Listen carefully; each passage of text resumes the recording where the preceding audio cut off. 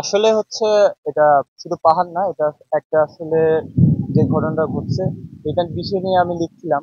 আহ, আসলে এটা শুধু পাহাড়ে না, বাংলাদেশে কোনো জায়গায় হওয়া উচিত না। যার কারণে হচ্ছে এই স্ট্যাটাসটা দেয়া। আমরা সবাই বাংলাদেশি, এখন আমি বাংলাদেশের প্রতিনিধিত্ব হওয়ার জন্য এখানে এসেছি। তো আমি মনে করি পরিস্থিতি স্বাভাবিক হলে এটা দেশের জন্য ভালো, সবার জন্য ভালো।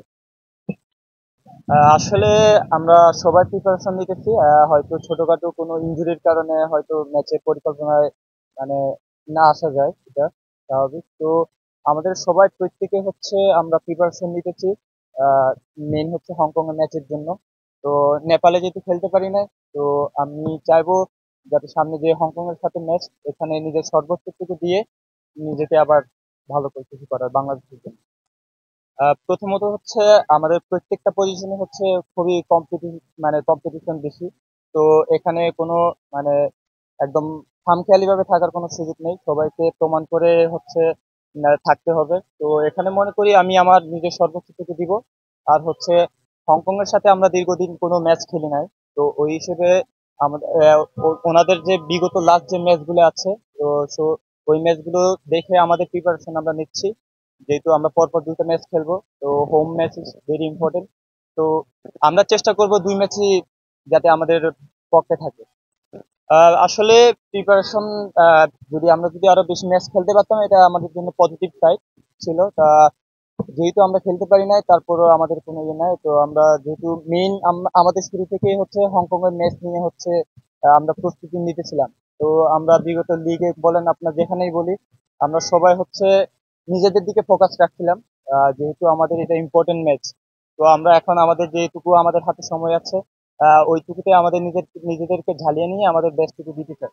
হ্যাঁ, অবশ্যই চ্যালেঞ্জিং। আমাদের সবচেয়ে বড় চ্যালেঞ্জিং হচ্ছে আমাদের যদি কোয়ালিফাই যদি করতে হয়, আমাদের এই দুইটা ম্যাচ খুবই ইম্পর্টেন্ট।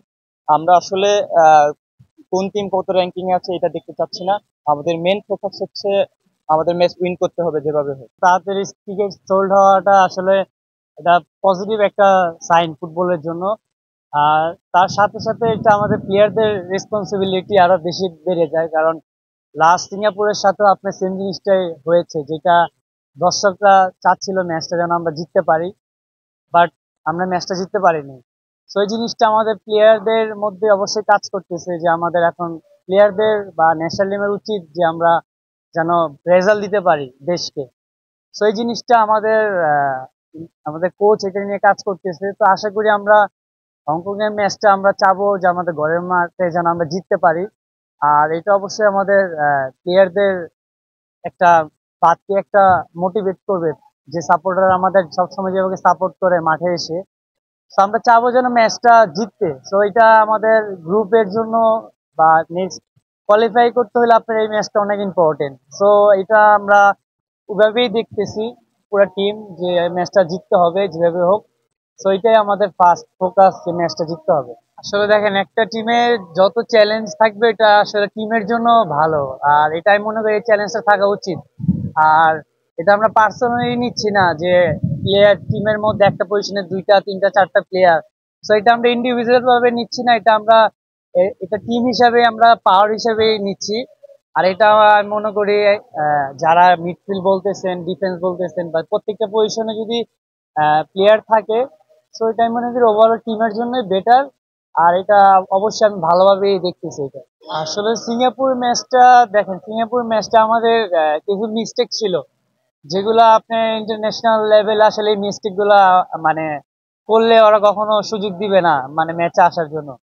তো ওভারঅল আমরা সিঙ্গাপুরের ম্যাচ নিয়ে যেটা কোচ বা আমরা প্লেয়াররা যেটা আমাদের মিস্টেক গুলা বের করতে পেরেছি, তো আমরা দেখলাম যে আমাদের নিজের মিস্টেকের জন্যই সিঙ্গাপুর ম্যাচটা জিততে পেরেছে।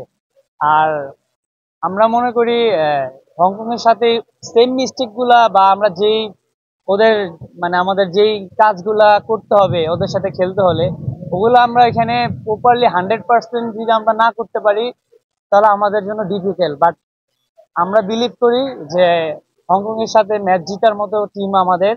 তো এই কনফিডেন্স আমাদের টিমের মধ্যে আছে, ইনশাল্লাহ আমরা আহ, বিশ্বাস করি আমরা ম্যাচটা জিততে পারবো।